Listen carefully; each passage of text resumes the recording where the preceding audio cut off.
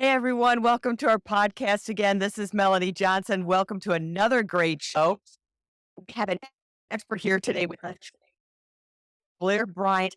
That hundreds of authors that have worked with Schuster and all of these big traditional publishing houses. But then on top of that was like his old life. He now does this full time where he helps your business and also helps speakers to get on stages. So we're going to talk with him an inside scoop onto that. Thanks for joining us today, Blair.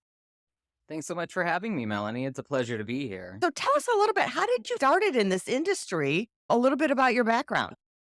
Yeah, well, as you mentioned, I actually did start on the traditional side of publishing. My first job was at the HarperCollins Speakers Bureau. They were the first publishing house to have their own in-house speakers bureau as a way to support their authors and continue to promote the books and sell more books, of course. So I started off really seeing how books were, in publishing became like a pipeline for people to go out there as speakers. Sometimes, they had already been doing speaking, and other times this was, their first step into that. After their, book publicity ended, we would pick up from there. So, I always loved that bridge of what the platform that the books would give them, and like how there were so many different topics. And my job a lot of the time was to go through the catalogs and think about like what's going on in the market right now, as far as like what's happening at companies and what's happening, at different organizations. Like, what are they looking for?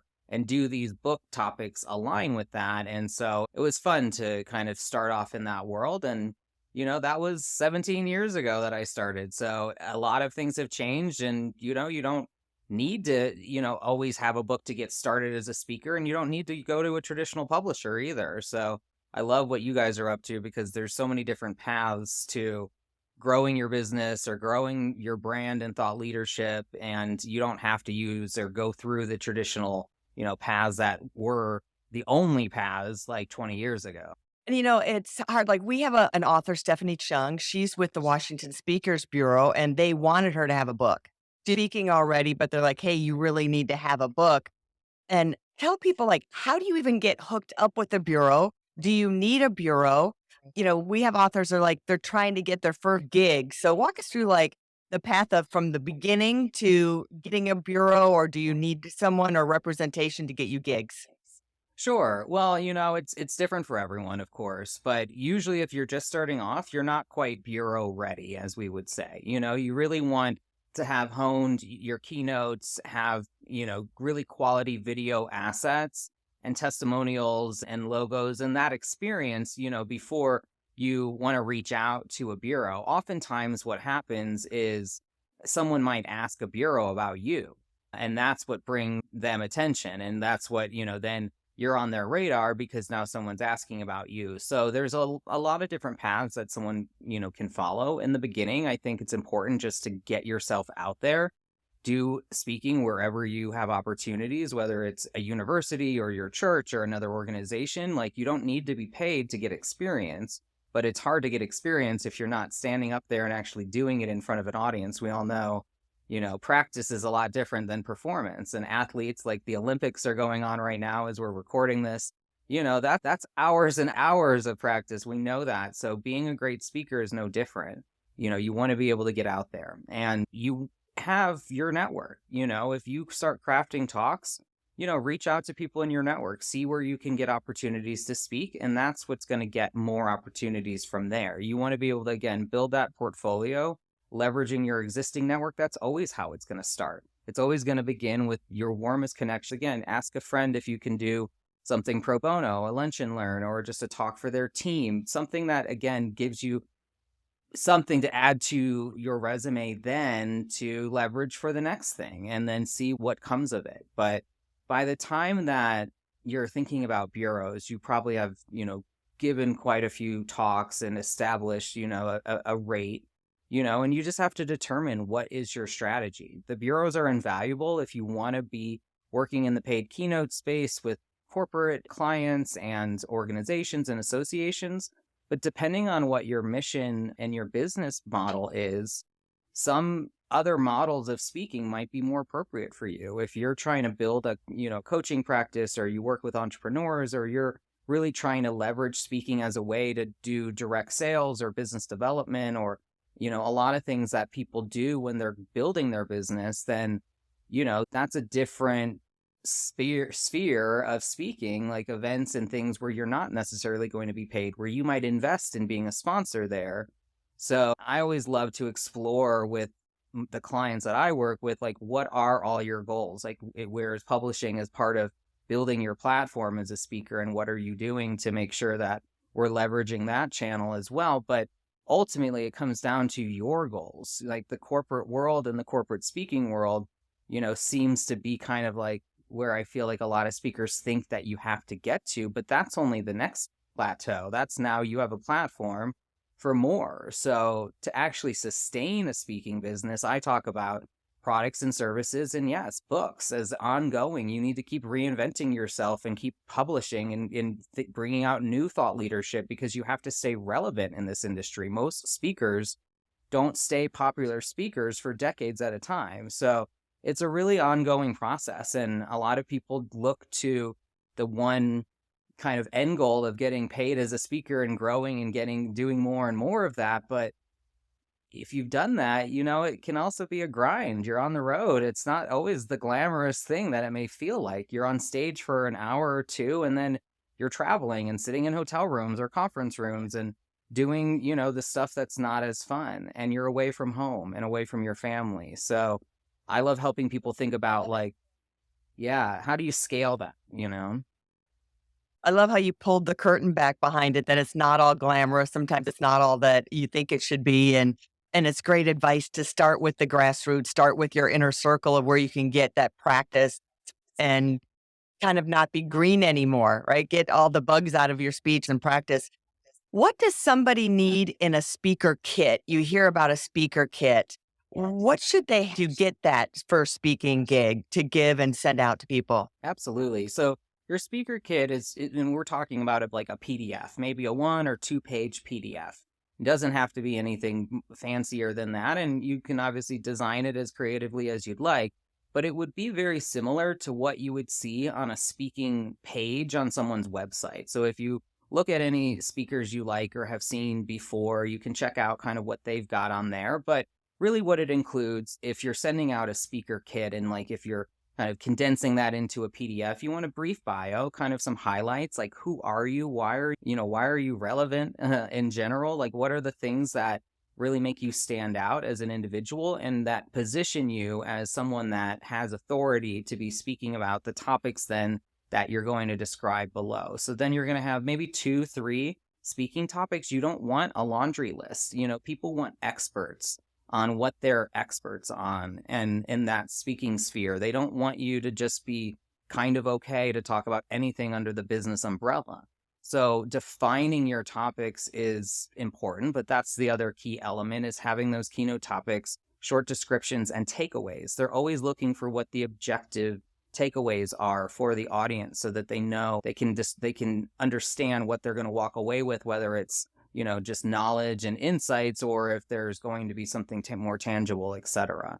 You'd also then have maybe a testimonial or two, someone that's seen you speak before and is offering, praise on how you did, and has a credible name, title, or company that accompanies it, that gives that credibility to you. And oftentimes in that same vein, you'll use company logos of places where you've spoken or organizations where you've spoken. So gives you, again, that credibility of being an expert that's been invited to speak these places. You might also do that with media logos. So in your speaker kit, you might have clips, to media or press, or links to things like that. Or you can just simply list, again, some of the media logos where maybe you've been featured or profiled, etc. And then finally, the biggest piece and asset for both the website and on that you'd want to embed on a PDF speaker kit is your video. Now it's pretty common for people to have a more professionally cut sizzle reel, so that we're really thinking of it like a trailer. We're introducing you. We're giving all of the things that are wrapped up in the speaker kit in a video, while also giving them a real taste for you on stage. So that's obviously vital to promoting yourself as a speaker, is getting out there, getting footage so that they can see you in action, because that's what they're buying. So I think this is where most speakers or most people get tripped up. Well, I don't have any event. I don't have good footage. Oh, I filmed this event and the footage is awful or the audio is awful.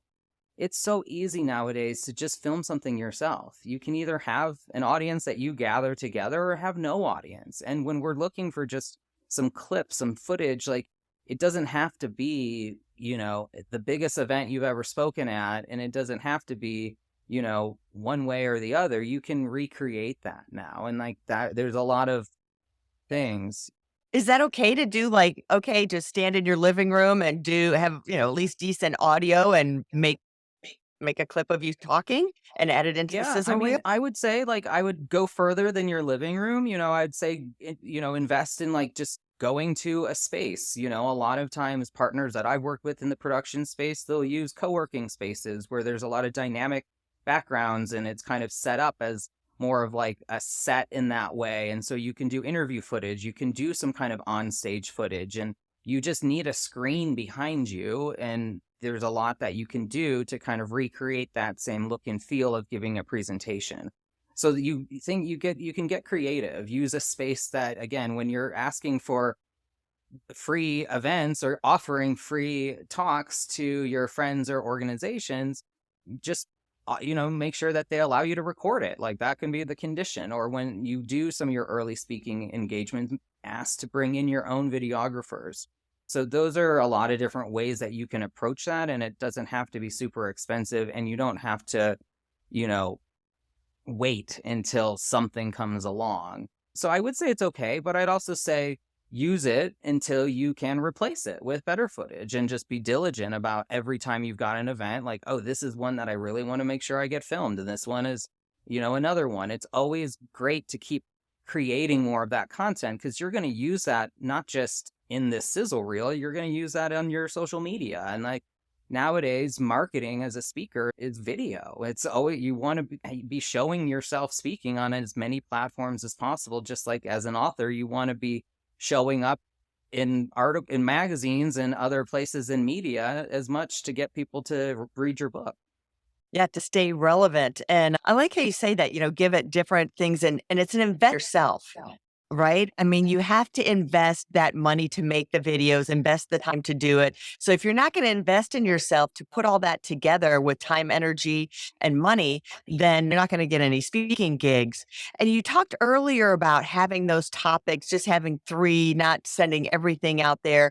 And, the industry, the world changes so fast today. So, AI's come into play this year so much, and technology with it being changing. How often do you need to update your topics that you're speaking about to stay relevant? Is it something that you really dig in and stay with your niche? Like if you're in sales, like I talk about sales or I talk about leadership, do you just dig in and stick with what you already know? Or do you need to like update yourself and add different new technologies into your talk? Yeah, well, I mean, of course, it depends on what your goals are and what your interests are and really what your desires are. But I'd say every 2 to 3 years, you're really going to be kind of running the course on probably as many people that have, had some experience with your content or seen what you're doing, or have you been pitched to them already, that you want to be kind of refreshing what you do. I do think it's important to, in some respects, stay in your lane, but I know people like who may start in sales and it grows into leadership and it grows beyond that. So they might still be able to talk to a sales audience,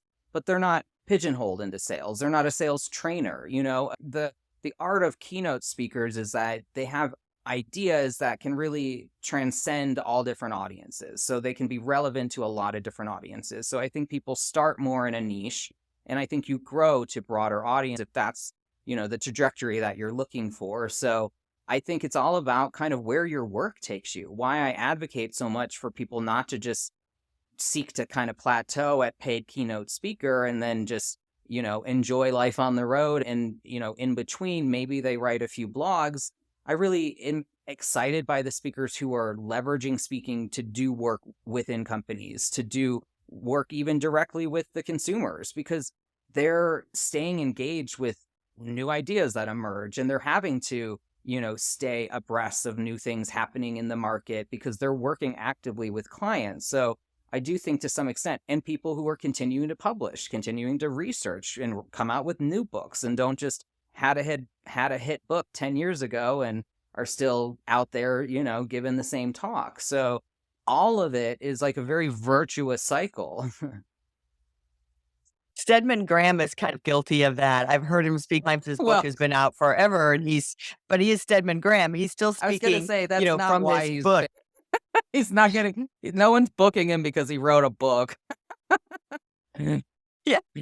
And speaking of that, we always tell people, our authors, your book is your speech and your speech is your book. How much of that do you think is true? Well, I do think if you have a book or books, then absolutely you should have a keynote that mirrors the topic of that book. But the keynote is not to distill an entire book into 45 minutes. Your keynote is still about introducing the big idea, the topic. It should make people want to read the book if they haven't coming into the presentation, which most people won't have 90% of the time.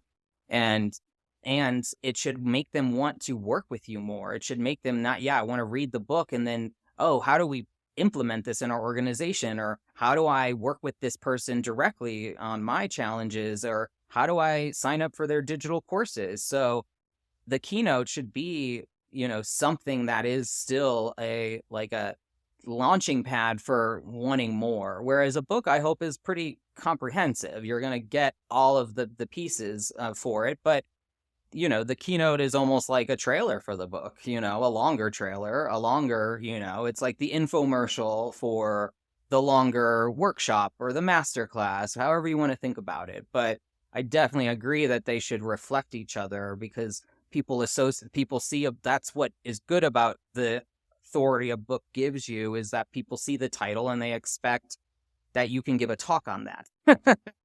And it just, you might want to tweak it a little bit, but yeah. What you say, it's like the infomercial for it. It's such it sounds like what you're saying about your talk is really the same philosophy we say about your book.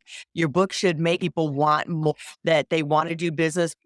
They want to buy your course. They want to hire you as a consultant, or they want to hire you to speak somewhere else if it's from the stage. So I think that's really the same philosophy that go together towards the other. And I agree with you 100% about, it should just give the opening part, but you're not going to regurgitate the whole book, like parts from a certain chapter or one or two chapters. So you're giving them just a taste. So then they're like, oh man, I want to learn the rest of that. They only taught me part of the secret sauce. And then even with the book, if they want it done for them, they're going to say, I need to hire this person. And so I can get all of it more in depth and be 100%.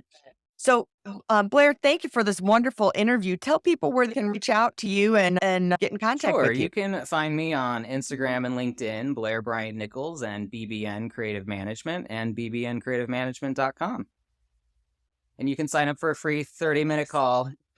Take advantage of that free 30-minute call, everyone. If you're wanting to be a speaker or you're already a speaker, that's a great thing to offer. Thank you so much. And if you're looking to become an author and book, if you just have an idea or you already have a manuscript, reach out to us at eliteonlinepublishing.com. We're known for helping authors become #1 bestsellers and our concierge level service. And next time, have a great week, everybody. Hey, are you looking to increase your revenue, build credibility, and elevate your brand? This podcast is brought to you by Elite Online Publishing, an innovative publishing and full-spectrum marketing company. They will publish and market your book to make it a #1 bestseller. Becoming an author is the best way to market your business. So contact them at eliteonlinepublishing.com today. All of their authors become #1 bestsellers.